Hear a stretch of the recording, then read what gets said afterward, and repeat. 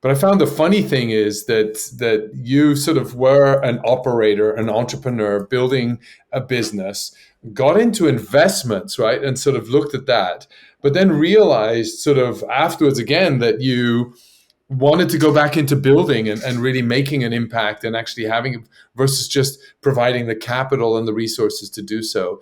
Was that how did that urge manifest itself, and what was it? Just you were traveling around and you just felt, oh man, I'm rudderless, I'm just doing something boring on a spreadsheet, or what was it that really sort of gave you that the genesis to really, or the inspiration to go back into building again?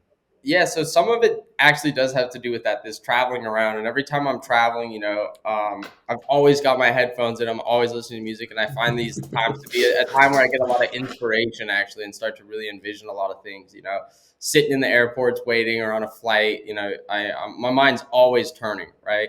And so, yeah, it was super exciting doing a lot of this on the more investment side of things. But we Yeah. positioned ourselves pretty well in a couple projects that we wanted to really position ourselves in. And then the market started having more volatility. And that's when I started to learn more and more about some of the problems in this movement of greening the financial system, right? And that's really where I was really picking it apart and comparing it to a little bit of the 2008 financial crisis. So like The Big Short is one of my favorite movies of all time. Yeah. Um, it's so good. And so I started to really kind of compare these two scenarios. I said, hey, Actually, just sorry to interrupt, but yeah, that's usually a question I start off with. What's your favorite movie, right? And so then we got it. You covered it without me having to ask you, which is even better.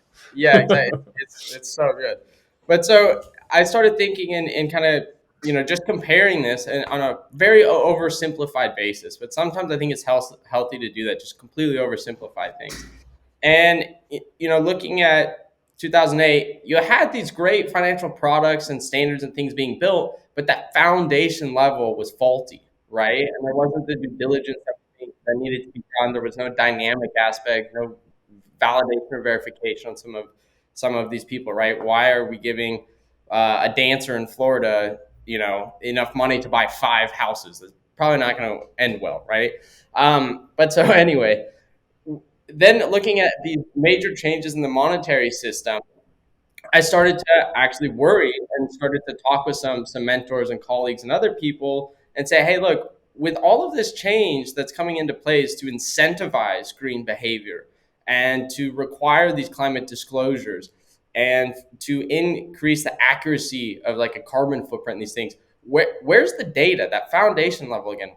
Where's one, the technical infrastructure to support this? And two, where's the data, right? Because an elephant in the room a lot of times is that there's a lot of climate data out there, but there's not a lot of quality climate data out there. And so I said, well, what are the chances? We have all this capital pledged and all of these big things happening, but if we don't have that foundation in place, what are the chances we're walking ourselves into another 2008 situation, but we're just have a big green ribbon around it this time?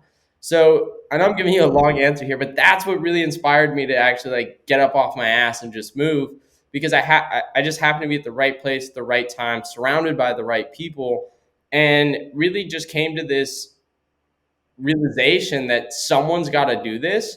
And I think it's difficult to see this unless you're sort of in the right place at the right time. And I saw it so clearly that my partner at CPG and I, we just said, hey, let's just do this. Someone's got to do it. We've got a lot of the right contacts in a lot of the right rooms and in the right circles. We can sit here and wait for someone else to do it and try to invest in that, or we can just get up and do it ourselves. And I think that might be a lot more fun because I like a good adventure. So it really just came down to saying like, hey, it's got to be done. Let's give it a shot.